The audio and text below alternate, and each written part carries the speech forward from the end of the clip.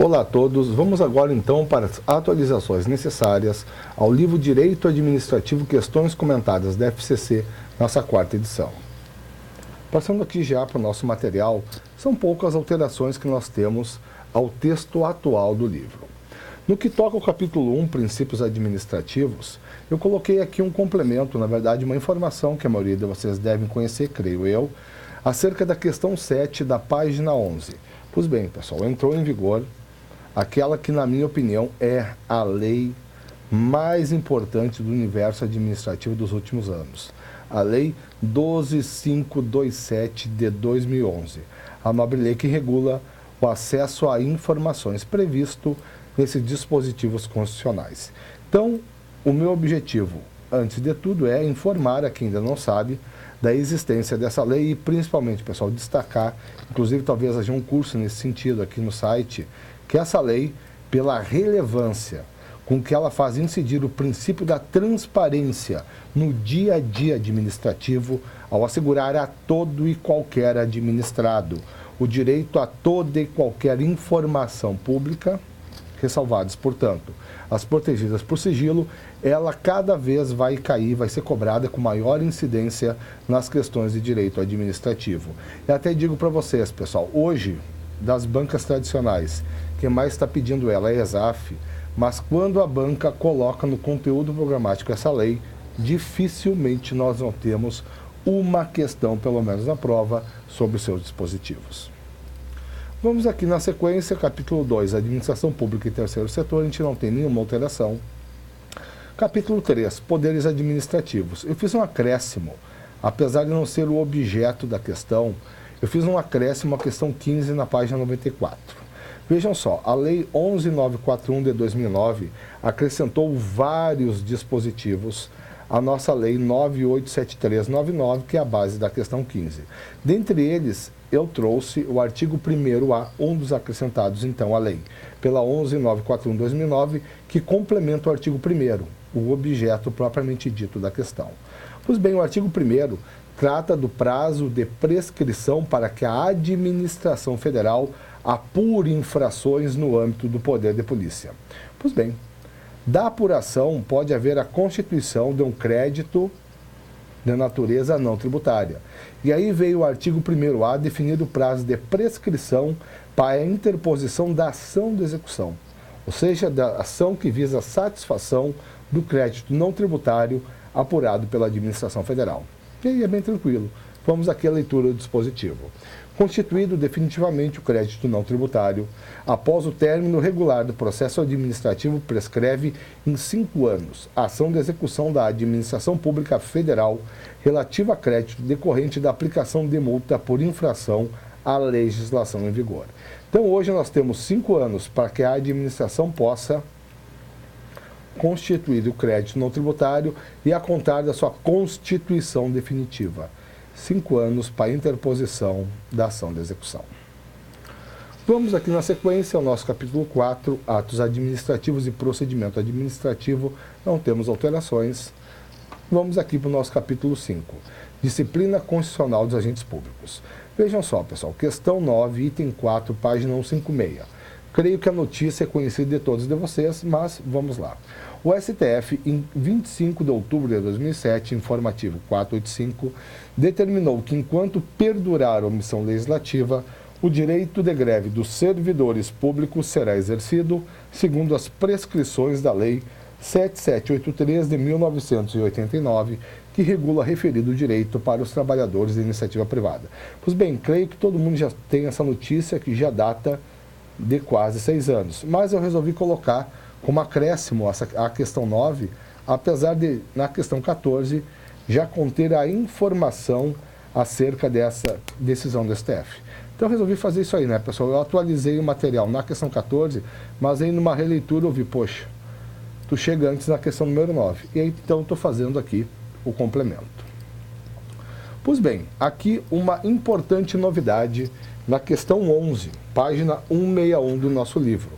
Não houve uma alteração ao texto constitucional propriamente dito, mas a emenda 70 trouxe uma considerável alteração à emenda 41 de 2003. Nós sabemos, ou devemos saber, uma das emendas da reforma da Previdência, do regime previdenciário dos servidores públicos titulares de cargo efetivo.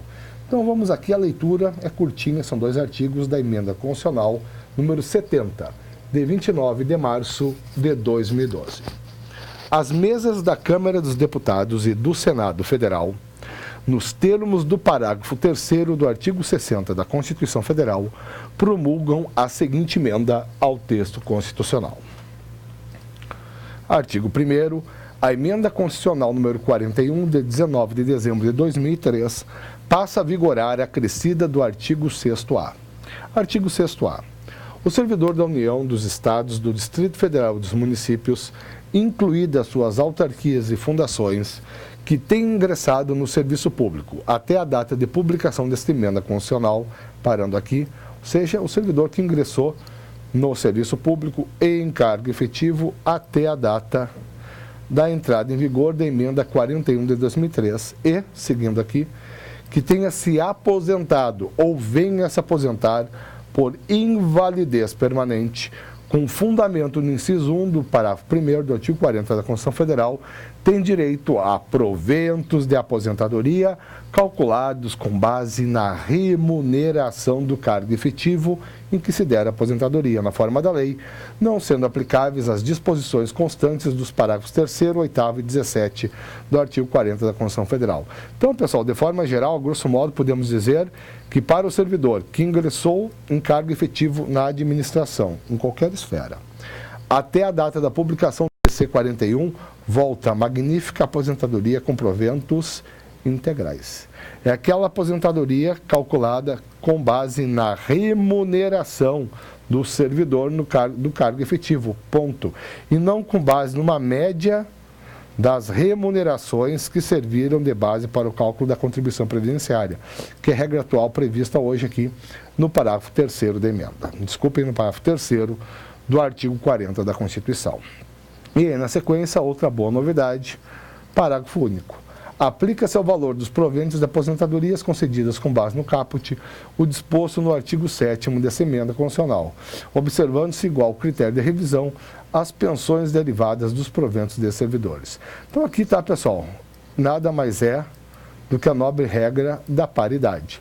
Então, quem se aposentou por invalidez permanente ou preencheu os requisitos para tanto e tenha ingressado no serviço público até a data da publicação desse 41, tem direito a que seu provento de aposentadoria seja calculado com base na última remuneração que ele percebeu no cargo efetivo e não a partir de uma média das remunerações e, ademais, leva a paridade, não só para si, vamos assim dizer, mas leva para o túmulo, no sentido de que seus pensionistas terão direito à regra da paridade nos termos originários do parágrafo 8º do artigo 40 da Constituição Federal. Ou seja, melhorou a vida do servidor na ativa, melhora a do inativo e do pensionista. Essa é a nossa regra da paridade. E aqui, bem tranquilo, simplesmente foi definido um prazo de 180 dias para que os entes federados, suas autarquias e fundações procedam à revisão do valor das aposentadorias e pensões para fim de enquadramento no artigo 1º, porque muita gente, sem dúvida, vai ter um aumento no valor, seja do provento, seja da pensão.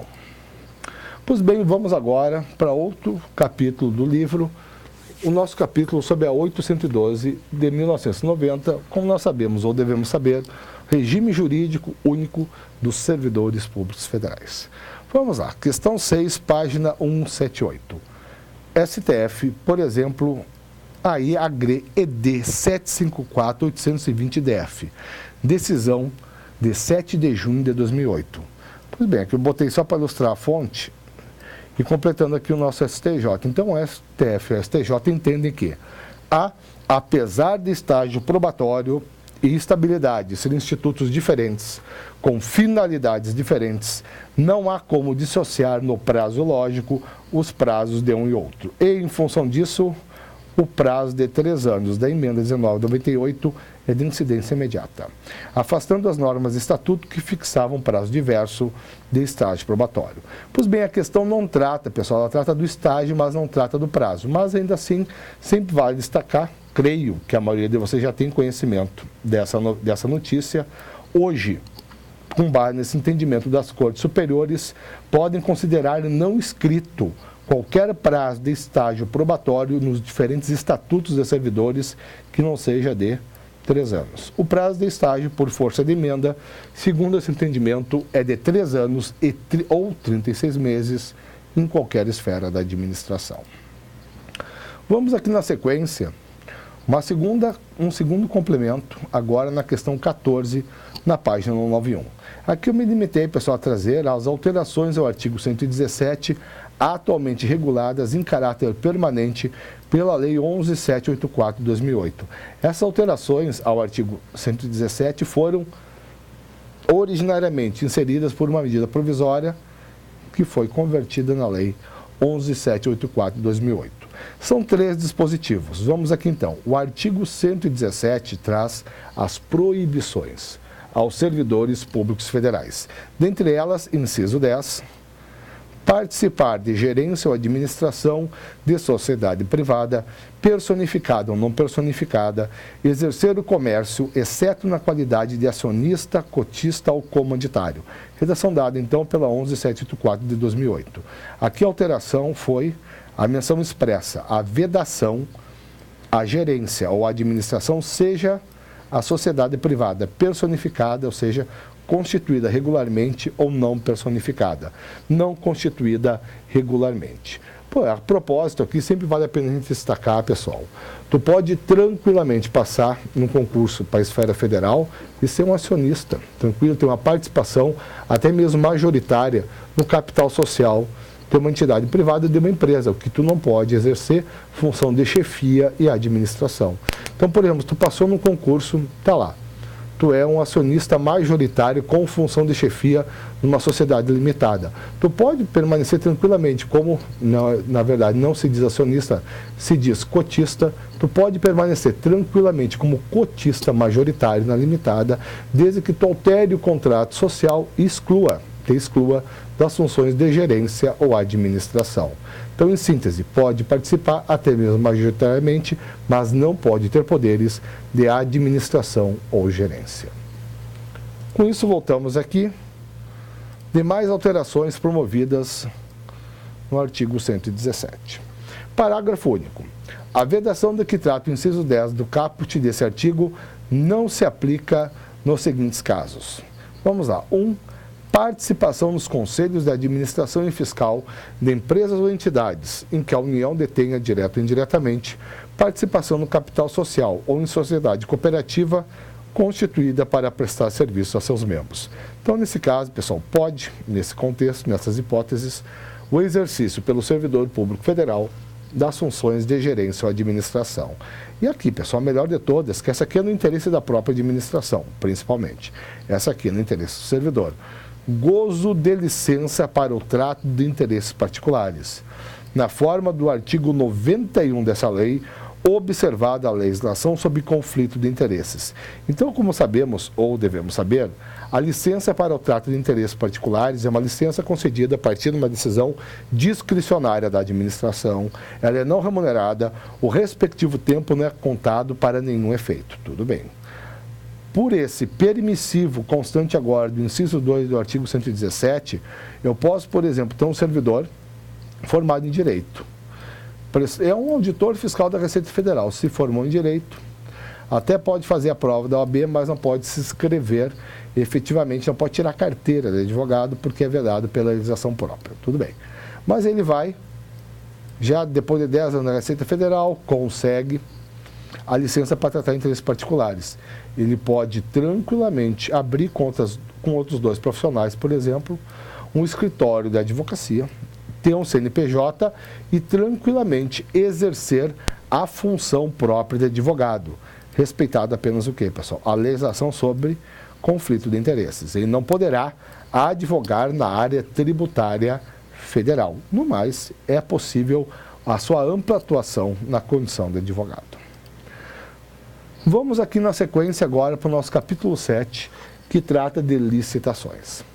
Então aqui na questão número 15, bem tranquilo, página 232, nós temos novas redações dos artigos 27 e 29. Eu coloquei como um todo aqui o artigo 27 e 29, mas aqui eu vou destacar só as atualizações, na verdade as inovações legislativas. O artigo 27 é o dispositivo da lei que prevê genericamente os requisitos de habilitação. E o novo requisito está aqui no inciso 4. Regularidade fiscal, e aqui está ele, e trabalhista. Então hoje, para que alguém possa legitimamente participar de uma licitação e celebrar um contrato com a administração federal, tem que comprovar também regularidade trabalhista. Como se comprova a regularidade trabalhista? É a modificação, o acréscimo no artigo 29 da lei, aqui no inciso 5. A regularidade trabalhista é comprovada mediante prova de inexistência de débitos inadimplidos perante a Justiça do Trabalho, mediante a apresentação de certidão negativa nos termos do título 7A da CLT. E aqui está, então, os dois acréscimos, primeiro o artigo 27 e o artigo 29, os dois dentro do contexto da questão 15, página 232. Vamos aqui agora bem tranquilo, pessoal. Na questão 21, eu coloco ali, vamos assim dizer, complementando o comentário, as últimas hipóteses de dispensa previstas no artigo 24 da 86693. E aqui eu estou atualizando, então, essas hipóteses. Nós tivemos duas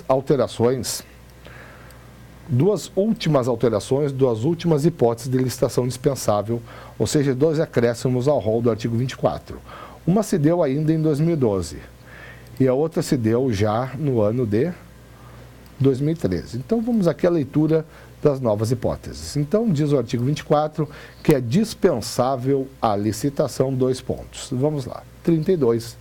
Na contratação em que houver transferência de tecnologia de produtos estratégicos para o Sistema Único de Saúde SUS, no âmbito da Lei nº 8080, de 19 de setembro de 1990, conforme elencados em ato da Direção Nacional do SUS, inclusive por ocasião da aquisição desses produtos durante as etapas de absorção tecnológica.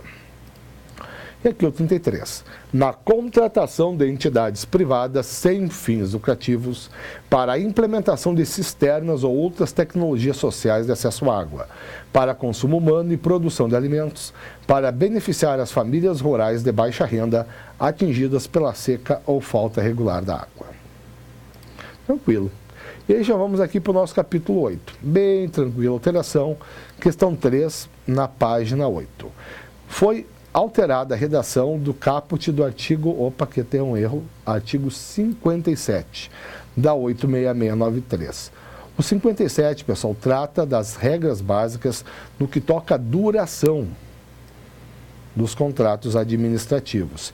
E acrescentou mais uma hipótese, na verdade, várias novas hipóteses que excepcionam a regra geral, ou seja, que a duração do contrato administrativo, seu prazo de vigência, está adstrita à vigência dos respectivos créditos orçamentários. Que hipótese é essa? Está aqui no inciso 5. As hipóteses previstas nos incisos 9, 19, 28 e 31 do artigo 24, cujos contratos poderão ter vigência por até 120 meses, caso haja interesse da administração. Vejam só, né, pessoal, quem for criativo, realmente, essa hipótese aqui, ela amplia, vai dar muita margem para a discussão acerca da validade dos contratos a partir dela celebrados. Essas hipóteses, incisos 9, 19, 28, 31, são todos contratos direto e indiretamente relacionados às Forças Armadas e à sua estrutura. Tudo bem, então esses contratos, observados os respectivos requisitos, podem ser celebrados com dispensa de licitação. Agora vejam só, e celebrados, pessoal, uma vez celebrado o contrato, poderão ser prorrogados de modo a atingir um prazo total de até 120 meses. Qual o requisito para isso, pessoal? Requisito nenhum, isso aqui não precisa ter colocado, só para dizer que botou alguma coisa. Caso haja interesse da administração. Poxa, se não tiver interesse, pelo menos a princípio não vai haver a prorrogação do prazo inicial. Então, em síntese, pessoal, esses contratos na área das Forças Armadas podem ser celebrados com dispensa de licitação, como sempre puderam. Mas agora eles podem ter um prazo total, considerado inicial de prorrogação, de até 120 meses. Com praticamente requisito nenhum.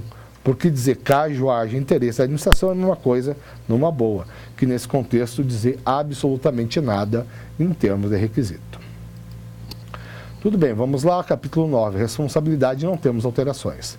Capítulo 10, serviços públicos, bem tranquilo. Questão número 5, página 310. Modificações na última hipótese justificadora da declaração de caducidade. Como sabemos, a caducidade está prevista aqui no artigo 38 da 898795. Nada mais é do que extinção antecipada do contrato de concessão em virtude de falta do administrado. A maioria das hipóteses justificadoras de declaração de caducidade estão aqui no parágrafo 1º do artigo 38. E foi a última dessas hipóteses que foi alterada pela nobre lei 12767 de 2012. Então, hoje, a hipótese de declaração de caducidade está aqui. A administração poderá declarar a caducidade do contrato, iniciando a leitura, quando a concessionária não atender à intimação do poder concedente para, em 180 dias, apresentar documentação relativa à regularidade fiscal, no curso da concessão, na forma do artigo 29 da Lei 866 de 93. Então, aqui está bem tranquilo a nova hipótese de declaração de caducidade, que substitui aquela anterior, que era um absurdo mesmo, condenação por decisão judicial transitada em julgado por crime de sonegação de tributos, inclusive contribuições fiscais. A gente sempre dizia que era uma barbaridade aquela hipótese pelo fato de que a declaração de caducidade é decisão discricionária da administração. Então, incidia a discricionariedade também na antiga redação do inciso 7, e, na verdade, continua incidindo agora na nova redação. Capítulo 11, controle da administração pública, bem tranquilo. Não é o objeto da questão, pessoal, da questão 11 da página 341, mas eu resolvi trazer a nova redação do artigo 21 da 842992. Na verdade, o objeto da questão está aqui no inciso 2, e a alteração foi no inciso 1, mas não custa nada a gente acrescentar aqui o material. Diz o artigo 21 que a aplicação das sanções previstas nessa lei, na Lei 842992, independe da efetiva ocorrência de dano ao patrimônio público, salvo quanto à pena de ressarcimento. Foi essa ressalva, ou seja, que para aplicar a pena de ressarcimento tem o quê? Que haver algo a ser ressarcido, ou seja, tem que ocorrer um dano ao patrimônio público, que foi o acréscimo promovido pela 12120 de 2009. E que só para ler não mudou nada. A aplicação, então, das sanções da 8429 também independe da aprovação ou rejeição das contas pelo órgão de controle interno ou pelo Tribunal Conselho de Contas. E aqui, fechando, bens públicos e intervenção, nosso capítulo 12, sem alterações. Paramos nesse ponto aqui, agradeço a todos e, a princípio, na nossa próxima oportunidade, a gente vai iniciar a atualização dos livros de direito constitucional. Então, muito obrigado e até lá.